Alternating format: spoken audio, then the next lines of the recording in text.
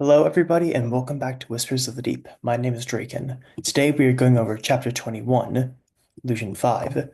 So, to recap, Lucian 5 is deep in the Fair Calais plotline, where essentially Lucian has arrived to Fair Calais and has discovered that things are a lot more complicated than he initially thought it would be.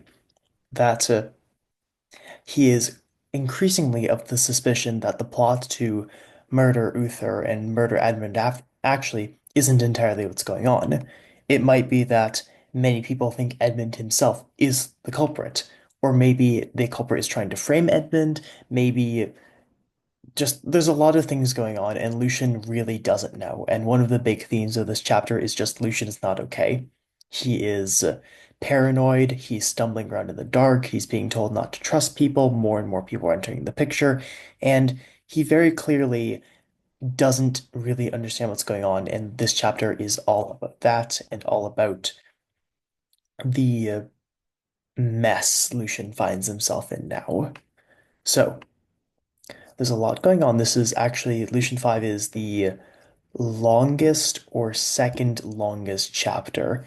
Maybe Ekin 6 is longer, maybe Ekin 7 is longer, but Lucian 5 is about 6,000 words, where generally for the chapters, 5,000 words is an upper limit. But I did not want to split Lucian 5 into two chapters, and there is just a lot of stuff to get through.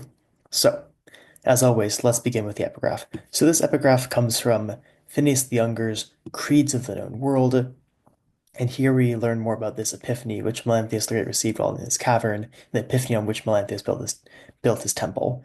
And we aren't entirely sure what that is entirely yet, but essentially it's some kind of religious reformation, and specifically that there are good gods, the Numen, and the bad gods, the Munin. Munin abominations, where the priests slain, their texts burned, and their practices suppressed. And of course, this should make us think of the Kertari, where their lands were repossessed, their people scattered to the winds, their texts suppressed, their history suppressed. So, with that, let's begin. He stopped for a corpse cart and its rider, surrounded by cliffs of plaster and clay. Flies circled them in the hot, wet air, and in them stagnation. This is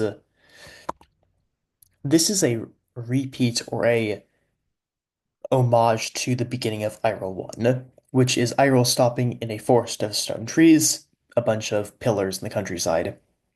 And there are also riders there, three riders and Iroh. However, Lucian is now encountered by death, death, and more death, and stagnation, more death. And Lucian is not okay.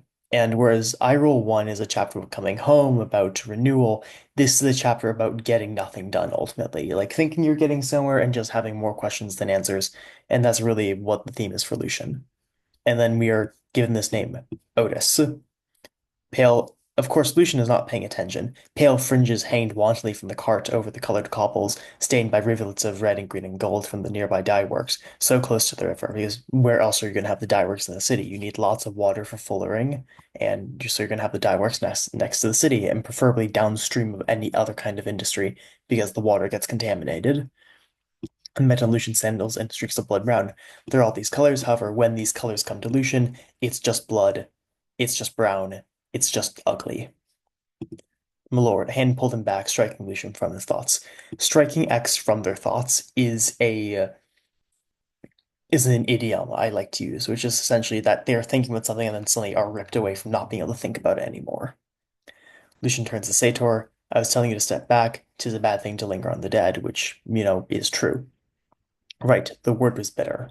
Lucian took a deep breath, only to retch at the brack of paint and piss. Brack is like stagnant water. Stagnation again. Nothing's getting done. Trouble. He must have seen my face. Because Lucian is not only thinking about nothing getting done, he's thinking about being recognized.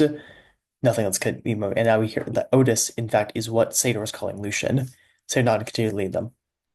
Now, we'll get to Otis in a second, but essentially, Otis is Lucian's code name going here currently, and Otis is actually a pun. Otis or Utis is no one in ancient Greek and is in fact the name that Odysseus gives to Polyphemus. So there's a little Odyssey reference in there because of course there is. Continuing on, Nothing. The lie made Lucian's stomach turn. 10 whole days, and he had barely accustomed himself to the northern side of fair clay, full of marble and limestone.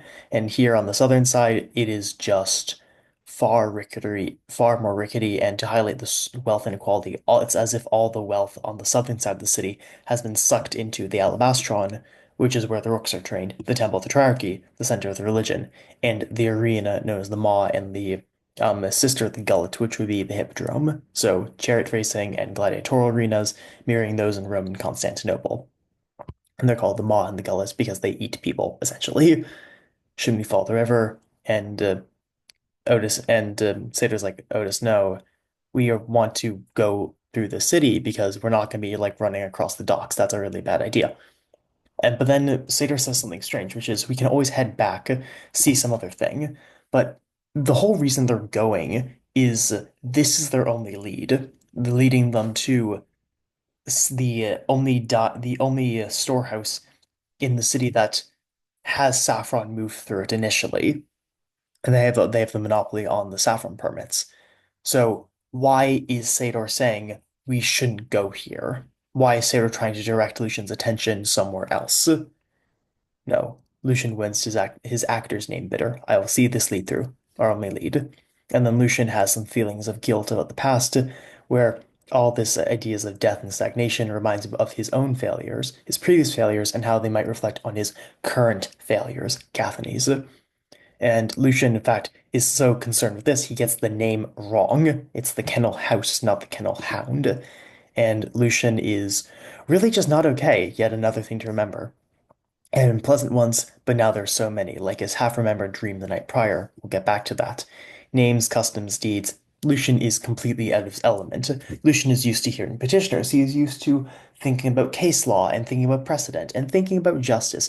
And this city, Sphere Calais, is a city without justice. This is a city where there's squalor and disease and corruption and organized crime and smuggling and weird murders of the royal family. He is completely out of his depth. And the question is, how is Lucian going to react? And how is Lucian going to adapt as time progresses? Is he going to give up? Is he going to give in? Is he going to rebel? We'll see. But they are uneven. They are not just in bricks. They are claggy and uneven bricks. They are full of lumps and you can't build a good wall with them. And also each could be pointed at his head. Lucian is thinking about, well, death again. And now he recites this list of the people he should be looking out for. Ammon Knox, Eleator Knox's brother, the Emperor's Brow, and the commander of the couriers. Lord Catharprax, who desires Aaron Fury's position, Lord Alvinus Pock, who these are all characters. Catharprax and Aaron Fury and Alvinus Pock are all people in the Ekin plotline. And the question is, what is going to happen with the Ekin plotline? Are the Ekin plotline and Lucian plotlines going to eventually intersect? And the answer is, of course, or we just need to get there first. Ovidius Scytheth as well. Then came the others. Now these are the people in Lucian's plotline. The masked man who was at the burning, Titus Hegathon, who is again the Ekin plotline, the red-haired serving woman, whomever she served, because we know she served someone, so the question is she her own agent or is she simply acting on behalf of another? Chances were one of them wanted Edmund dead after Uther's murder because they suspected him of it. But which? And then Lucian again gets the feeling that of being watched. First with the bricks pointed at his head, now with just the eyes. This was their only lead, and yet it lacked the why. Like it is, Lucian is really trying to suppress the fact that there are so many things that are wrong with this lead, and in fact, we are going to learn as this chapter progresses just how much Lucian just has nothing to go on with this investigation. And so we lead it and like the why kill the crown prince, why leave a pair of conspicuously dyed embroidered kerchiefs. So I changed the details slightly. The kerchiefs are not just dyed and embroidered, they are dyed with a sort of bullseye pattern. They're tie-dyed effectively. And one of the reasons I wanted to use this is because tie-dye creates a very unique pattern that's hard to replicate, even amongst tie-dyes that share the same um like the same styling. It's very hard to replicate the pattern. So here we're able to create unique artifacts essentially. So in his and Edmund's chambers, ones that led Lucian here, were they nothing but red cows, distractions while the true culprit evaded sight. So Red cow is a play on the red herring. However, by red cow is also reference to the red heifer or the red cow, which is used in sacraments of purification at the temple. So they are red cows. They are shiny, needed objects to, or like seemingly needed objects to distract. Even if they weren't, Lucian still out there stumbling around the dark, inching along a wall marred by with bloody handprints. This wall with bloody handprints actually is a reference to an old philosophical rhetorical training tool that was used in the ancient Mediterranean, where essentially the thought experiment goes that there is a man who's been murdered and he has a wife and a son, and the son is blind, and there are bloody handprints along the wall, all leading towards the room in which the man was murdered. The question is, who did it? Was it the son who's blind and who's using his bloody hands to get along the wall, but then why is it leading towards the room? Or is it the mother who is framing the son? There is no right answer, but is simply a tool used to see who can argue better, whether by like introducing new forms of evidence or psychology or things like that. It's a rhetorical well lesson. Around Satyr and Lucian were met with Red. Suddenly, Lucian's thoughts are coming into reality. Lucian is not okay, and Lucian is losing an idea of like what his surroundings are. He's not paying attention, or if he's paying attention, it's being distorted in weird ways. When the lily speaks, reads the rust-colored graffiti, Ducalis barks. And then he says, "What's the lily?" And the Lucian gets it wrong. Who's the lily? And the lily is a actress. Beautiful, I hear. Though seeing her is all is worth half the price. Half the price is for admission, the other half of the price is actually getting to see her dance. So what does she do? And apparently she has beauty rivaling the twin gods who are gods of love and pleasure and just as active, pardon, when not performing for the beautiful and good, hoi polloi kai agathoi in ancient Greek, it used to describe the nobles.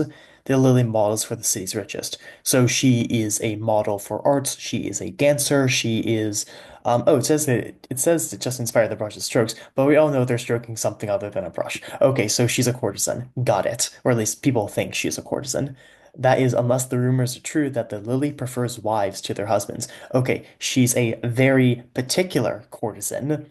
Um, and Lucian's like, what? The temple allows like this high-end courtesan to go around modeling for works of art and performing for the public and endorsing clothing and things like that. This is allowed. And Sador's like, yeah, like the temple permits a lot of things that are seen as socially caustic.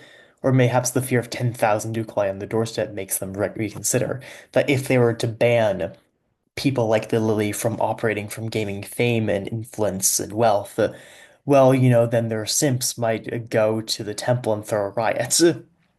If men guide the temple and passions guide men and the lily guides those, then the lily is the temple. This is also another like ancient Greek reference, whereas there's this idea about a king who's ruled by his wife, the wife is ruled by the son is ruled by his lover, and therefore the lover is the one who's actually king. So, and where Lily is the temple of her own, this is like, her body is the temple, but also her influence is the power of the church, essentially. Yeah. One where thousands sacrifice their unborn. So, child sacrifice, sacrificing their newborns, but sacrificing their unborn, that's something else. Um, Lucian blinked until the words the meeting struck him. He gets it, and he's like, "Oh my freaking God. God, let's keep moving." Well, the city sees the surprises. He is sickened.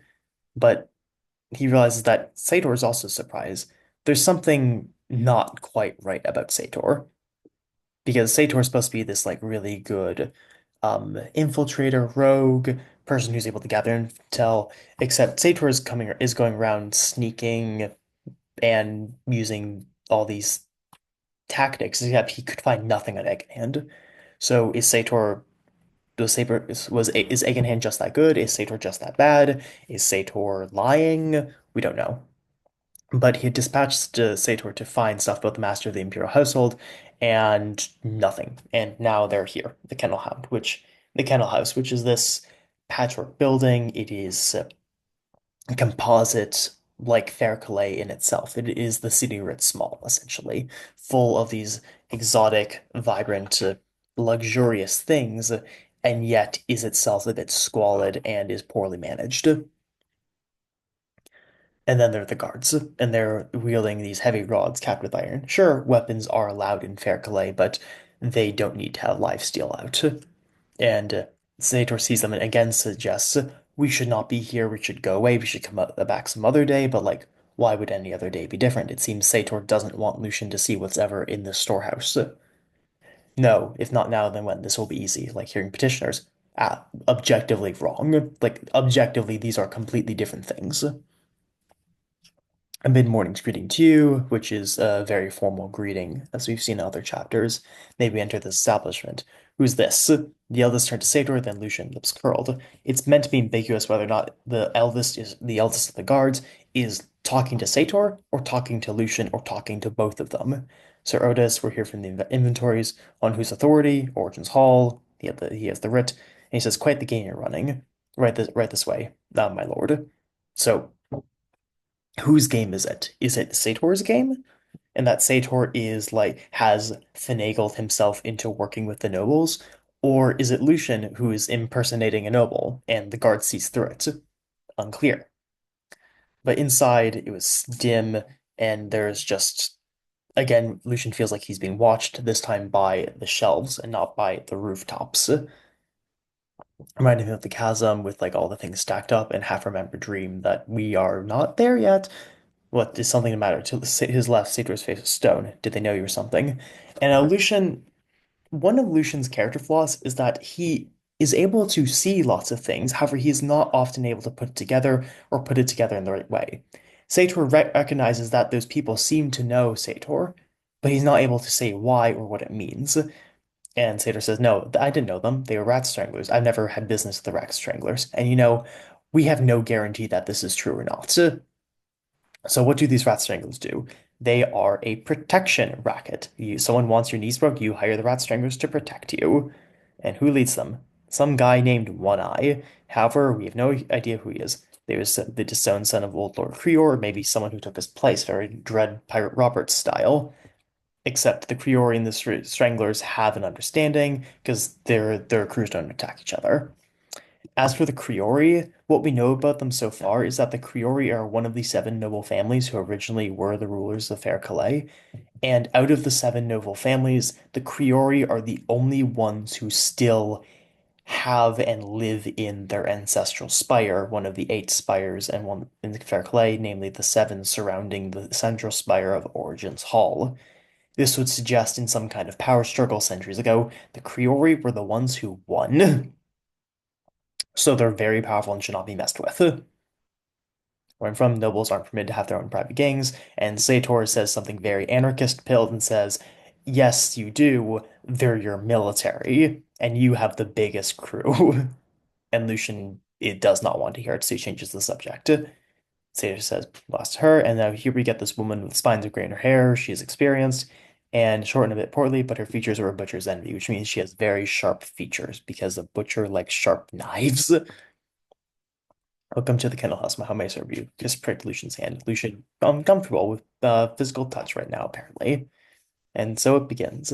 A curious establishment you have here. Lucian is, by using the term, he should have used the term like warehouse, storehouse, but establishment makes it sound illicit.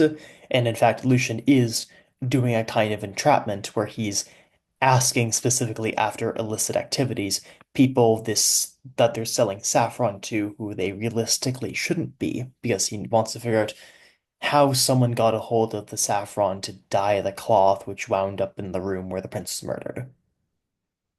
Even though at any point in that chain, noise could be introduced and it could not be the case. Again, Lucian is going off of nothing and is really, really trying to force something where it's not there. But this is the only lead they have. Tell me how the Canadians came about, some niceties, and yours, my lord. But you can tell he's highborn because of the way he speaks. Sir Otis, this is Sadar, my associate, and you, the operator. In your role being, I operate. Absolutely cards really close to the chest. Some petitioner. Usually the petitioners are nicer because Lucien is in a position of authority. But here, Lucien is not really in a position of authority. He's in someone else's domain. He is stumbling around in the dark. His Highness Prince Edmund has ordered us to take the storehouse's census, and the census was last month, so he lies, the lie gets shot down, and that's a downright shame. Um, uh, what really brings you here? Downright shame. This phrase might come back later. He never answered my lord's question. Ah, yes, the explanation of why the kennel house. As a keeper of dogs, you must care where they go missing, which is, the lost shipments of spice or whatever. Madam is known that day or night, calends or ides, using a Roman measuring system, with the calends being the first of the month and the ides being like the 13th or 15th of the month or something like that. All fair Calais saffron moves at some point through these doors, whether the Lord's high table or other places. Some, however, whisper their accounts, and then she says, "Fuck off! I don't do the counts." And also, the person who does do the counts, he keeps a really messy ledger, so who knows? Come back later. But we later learn that this is a misconstruction of the truth because the counts are perfectly legible. It's not like they're in code or something. And here for the counts, we just are here for the names. We're here for information. And then this thing that the operator says is rather significant. Do you want to know where my silver is? Extra amphi that don't exist. Oh, but they do. You'll say, I'm an honest woman. Would you make a monster of me and then threaten to have me slain? That how criminal enterprises work, or how criminal extortion works, or how corruption works in general, is the idea that the corrupter goes to someone and forces them to do something unethical, through some kind of obligation. And once that has happened, the corrupter then says, "Okay, you've done this for me now you have to do more, or I will come to light about the first thing," and it goes on and on and on like that. And she's not willing to have any of it. And Lucian admits why Vivera, buyers' names, and if your choices were mine, just never mind, just you be granted your due given the traverse passing through your cavernous halls. Essentially, if you're like handling incredibly valuable pieces of material, you should get some of that money. So you've met my kind before, and Lucian is like kind of, although he's working with lavender farmers. Remember, lavender in this world is an expensive crop because it can be used to make smoke, which can be used to harvest Archanias silk, which can be used to make silk garments. Sure, that hasn't come up since Lucian 2, but we might get back to it. In all honesty, though, the thing about Arcanized Silk came from a slightly earlier version of the story where the world was a bit more fantastical. And while I've been dialing back on some of those fantasy elements, some of the other fantasy elements I've been going more into. So it's really, a question of how much do I want to engage each of these things? But Arcanized Silk is something in the lore and can become relevant later. We'll see. Now, a case may have to serve you, and this friend, he's my friend, and she is not really feeling it. We have our offices that ways. One of mine will help your friend get your lists. As she spoke, one of the storehouse workers approached the shepherd, say to her away, and this storehouse worker is wearing a big heavy cloak despite it being summer.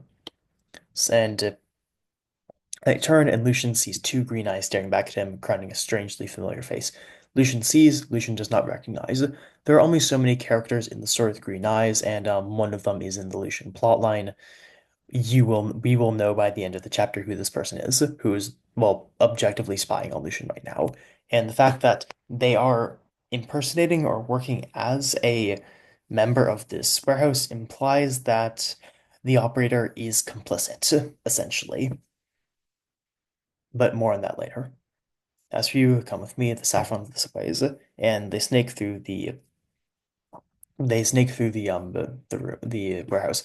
Originally, this was a much longer passage, but I cut it for length, and also just like originally they would go for a small dry dock or where ship was being loaded, and I just cut all that because it wasn't necessary. But the mismanaging of the city is writ small in the mismanaging of the warehouse.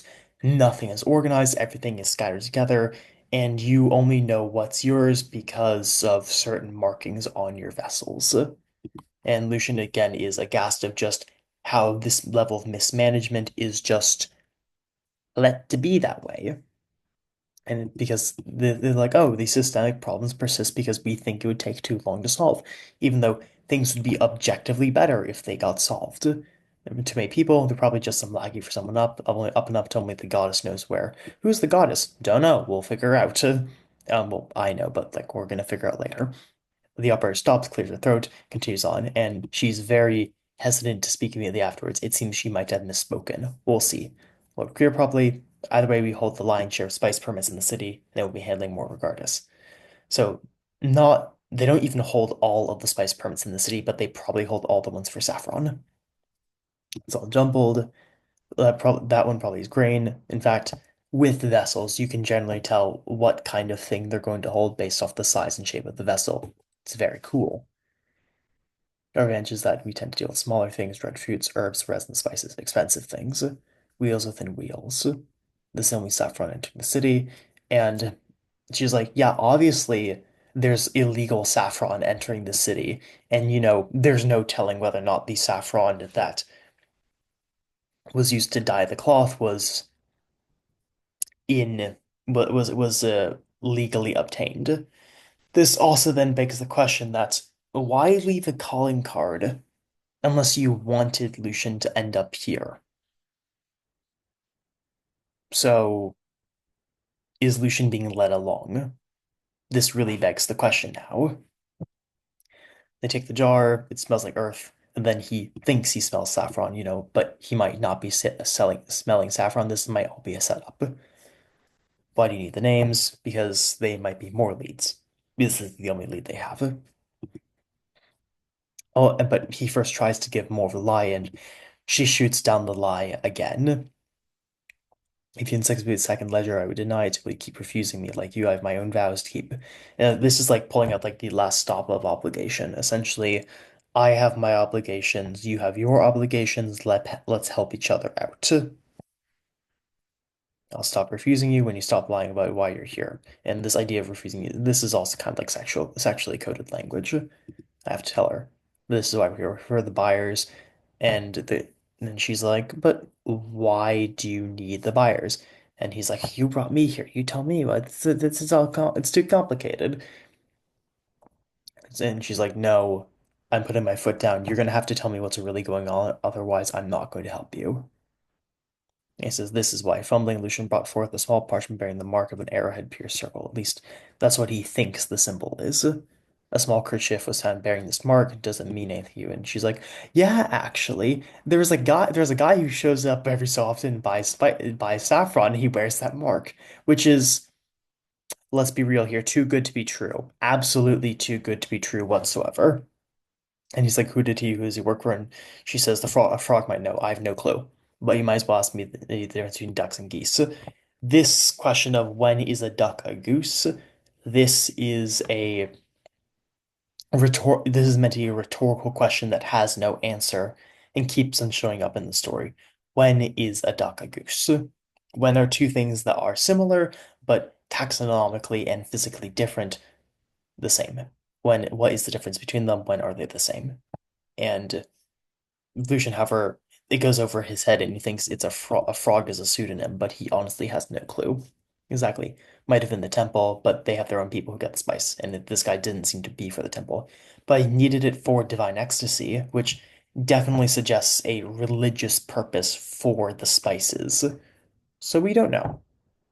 Because the ledger was encoded, and she's like, no, I did not say the ledger was encoded, but your man buys small amounts. And Lucian's like, ah, so this is guy, but it's Kappa.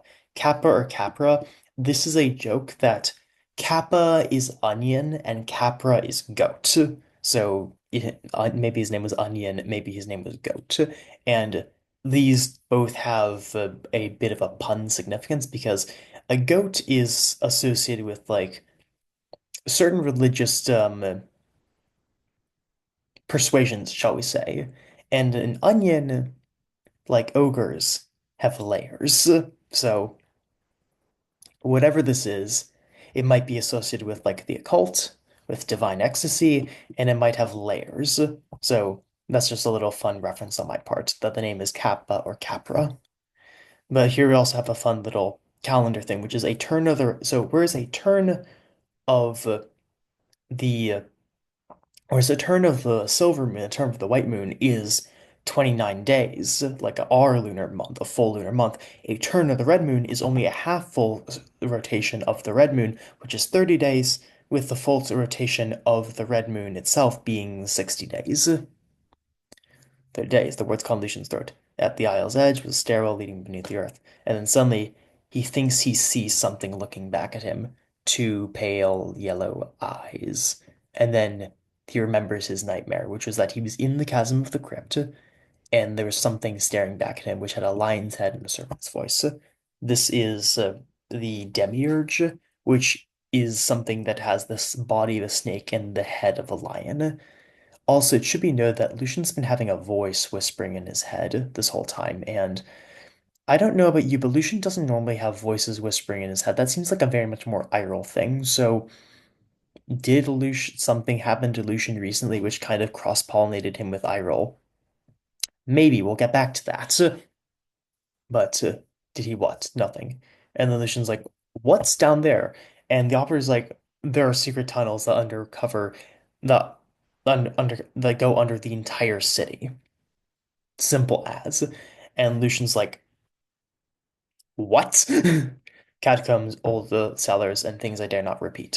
These should also make you think of Green Navria and the prologue, but also just generally with old cities, you have a lot of random shit happening underground that, people seal up a wall here, people seal up a doorway here, and just completely decrepit places that maybe disreputable folks live in. It's completely expected. I'd be surprised if a few even opened up beneath your Origins Hall. The tunnels could go anywhere, anyone could be involved. Raids laid Lucian's head spin, layers upon layers, and just when he thought it was solved, entire city beneath Vercelay, leading anywhere and everywhere, home to anyone and anything.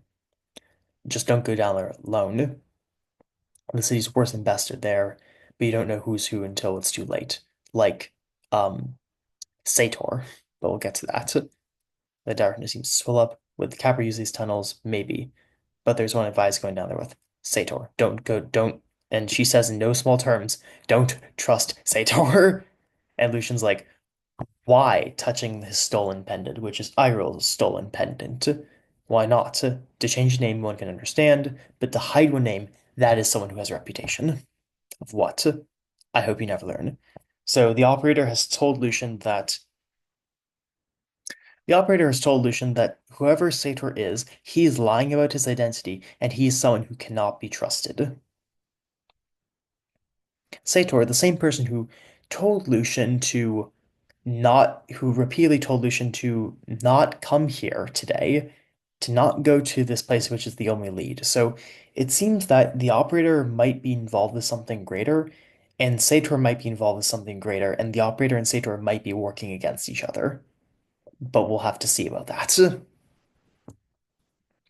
And now Lucian's like, "Can you trust him?" There's the part of him whispered as the gazes met. And then he's like, "Yeah, this wasn't productive. We didn't get much." And Lucian's like, "Did you get all the information?" He's like, "Yeah, I got the most for most of it." He's like, "Good." The woman, she gave us a man who matches our type with the symbol on his cloak. And this man have a name? Capra or Capra, but he needed the saffron for divine ecstasy. Do you know for sure? Sator again is trying to throw water on everything. She might have got the symbol wrong, misremembered something. Lucian's like, no, no, it's right. And Capra's our man. And then suddenly, as we stop talking about Capra, we now start talking about the masked man, the one who's at the burning of the heretics, involved with the Inquisition, wearing the cavalry mask. And in his arms is a small box, very conspicuous. You. And then he raises his arm in a mocking salute, and then they run. So, Lucian runs after the masked man, and the masked man runs away. Lucian, in fact, runs into someone, and we don't know who this someone is, but maybe it's someone who was keeping their eyes on Lucian earlier. Who knows? Who's spying on us, and then Divine X the Inquisition stains saffron the symbol. Lucian, as he's running after the masked man, is putting everything together in his mind. And then he tries to get the box, and he's instead met by this horrific scene of this man who's been killed, another man who's trying to pry off his shoes because, well, Fairclay really is a lawless place and everything's terrible. Lucian, then gets the box and just is basically damned the city. Everything's terrible. is just it's just really, really bad. He walked in the shadows of possibility. The corpus was a coincidence, had to be, but Lucian keeps on putting everything together willingly so much, and then he realizes that he is being led along by someone else, that the box was left for him to get intentionally. The lead sending him to the storehouse was left for him intentionally. Very clearly, someone involved with the crime is trying to lead Lucien to some conclusion or trying to lead him to some outcome, but he doesn't know what. And the question is, how many parties are involved? Is the masked man and the box related to the operator? Are they working on the same team? Are they working for different teams? What about the woman? What about the red-haired serving woman? We don't know. There are lots of players going on, and Lucien, the only thing he's been able to come up with is that he's being led along somewhere. He just doesn't know who, and he doesn't know where he's being led. And then Lucien takes part the box, and it has this ribbon, which is dark yellow, saffron colored. Lucien, however, misses this, but the ribbon being saffron and the cloth being saffron implies that whoever's left the cloth and the masked man work for the same party. But Lucien misses this. But here we go. By the hand of Ordinator Serapis, Whisper lurks on the tongues of fair clay. Essentially, there's a cult, the great idea, the house of the great mother, whose color is saffron. This is a cult or something like that. A whisper lurks on and apparently a cult that once existed and now is alive and well, in a cult that who will poison the empire if left to its own devices, with the implication that this cult is the one who murdered the prince, or at least is having the murder blamed on them. The great idea, that is the great mother, the great house, the people who were being burned in Lucian Fort all comes together suddenly. There is a cult in the city. They might or might not be involved with the murder, and whoever they are, Lucian is being intentionally told about them for some reason. Whispered in the city, subversion against origins, hold in the temple, murder of Uther, Saffron, Serapis, the masked man, Capra, the symbol, divine ecstasy. It's all connected. We finally understand. But is this real, or is this another shadow on the wall? Is this Lucian still stumbling out in the dark? We don't know, but now we get the woman in servant's gray again. And he's like, what are you doing here? And she's like, can't come in. Very vampire coded. What a wondrous place, but does it suit you? And essentially, the woman says, you are being misled.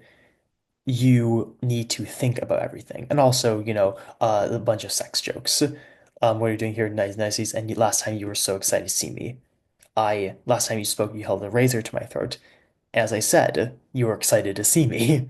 But remember my whispers. If they wished for you dead, you'd have long before drank of the salted waters of the other world. We'll learn about the salted waters of the other world in the next chapter, but essentially, salt waters associated with death and stagnation. Who are they? The ones you serve? And she's like, our common blood. From the masses cold in the shadow Argent's hall to those being undone with them with hesitant hands. So by that, she most likely means the subaltern, the people who aren't on top. Those are the people she works for. Or maybe is our common blood the exact inverse of that, the nobles? We don't know. We don't know the who the serving woman works for in the abstract. We also don't know what who she works for in the discrete. But anyways, her name is Carmina, so we're gonna call her that from now on. So Carmina is like, so there's here who will you do must when it learns who slew her prince. Maybe Carmina thinks Edmund is the one who slew the prince, or maybe she's trying to lead Lucian to some other conclusion. And Lucian kisses her, and he's really, really into it. And so, or will your list be the names of the damned, which is evocative of the Newman, of the Moonin, Vitria the Tallier, who carries the list of the names of the damned. And Lucian's like, oh, it's you, the cloak of the storehouse. You were following me this entire time. You were spying on me, and if you were spying with me, and I was also today. introduced to this idea of the cult and the saffron, and it's all connected, and the and everything, it's all connected, which means you're with them, with the House of the Great Mother. You're the ones who killed the prince, and now you're leading me to you for some reason. Lucian hasn't gotten that far. So naturally, when he's pointing the knife at Carmina, Carmina is like, "What are you talking about? We're talking about what? What? So you're not with them?" And Carmina says, "I have no clue what you're talking about." Goes to the Great Mother, who are they? Where did you hear about them? Does she know? Maybe does she know? Are you sure? Carmina glances at the knife. Will you mind putting that thing down once you tell me who you work for? She is a spy who works for some third party who isn't who the spies normally serve, who's Emma Knox, the spy master. So, but who do you work for? Doesn't know. He really doesn't know.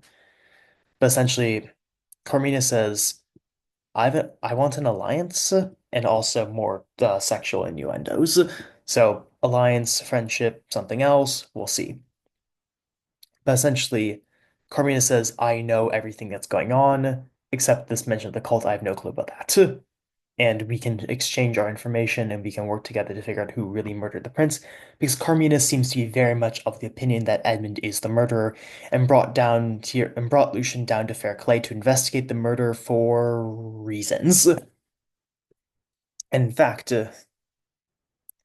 we go down a bit further. We get here. The prince said he found it in his chamber, paired to one of his late brothers. The very ill news. Your prince lied. That there were no two cloths. There only was one cloth, and it was found in Uther's room, and it's that cloth. So why would Edmund lie? Well, that's for Lucian to decide. And Lucian ends up thinking about it a lot. He's like, okay, so there's essentially Punnett Square, which is Edmund. Edmund knew about the murder. Edmund knew about it, there only being one cloth, or Edmund didn't know. So essentially, the question is Edmund lied. Why though? Did he know or did he not know? Did he fear for his life? Did he not fear for his life? And Lucian comes to the conclusion that ultimately Edmund, if he knew, brought Lucian down because he generally does fear for his life. And if Edmund did not fear for his life, then the only possible reason for that is that Edmund is the murderer, or at least knows that he's not going to be murdered. So the most charitable reading of this whole situation is that Edmund lied about there being multiple cloths in order to get Lucian down because he misses him and Edmund feared he was next without real evidence. Um, Because the thing Edmund lied about is that Edmund said there was a second cloth found in his room, implying that he'd be next. No second cloth existed. The only cloth was ever found in Uther's room. So Edmund lied about the cloth, presumably because he invented evidence against this person because he wanted Lucian to help find the murderer, or maybe he just wanted Lucian's company. But if he didn't fear for his life, then Edmund would probably be the murderer. So he's not thinking about this. And he's like, yeah, I know, I still have no idea there's this cult, but maybe the cult doesn't exist, or maybe the cult does exist, or and who's involved with it? I don't know. What's Carmina up to? I don't know. Who does Carmina work for? I don't know. What does Carmina want from me? I don't know. And then he gets pulled back again, where he gets a note from um, uh, he gets a note from Brother Preston, and the note is in code. Brother Preston sends many fair regards to his lord.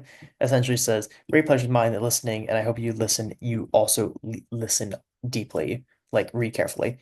And this is interesting. So on the back end, there is a timeline of when every single chapter happens, and it should be noted that Lucian 5 happens further in the future than Fortuna 5. This dominating the bandits plaguing the Northern Forest and turning the attention to the White Hills in the east.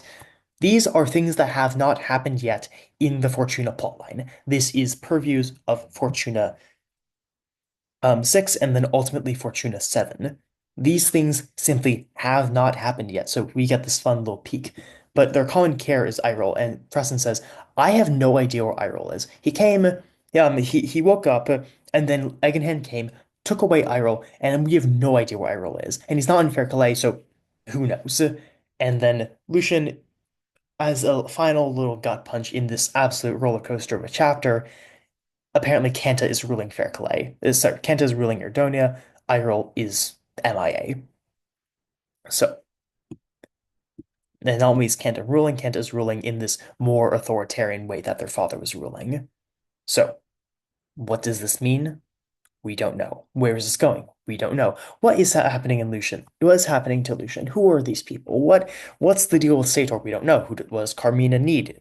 Was Carmina want from Lucian? We don't know. What is the deal with the Great Cult? We don't know. What's the connection between um Serapis and the Masked Man? Is the Masked Man Serapis? And how did the Masked Man get this note which talks about the cult? But if the note talks about the cult, why is the note have a ribbon that's the same color as the cult?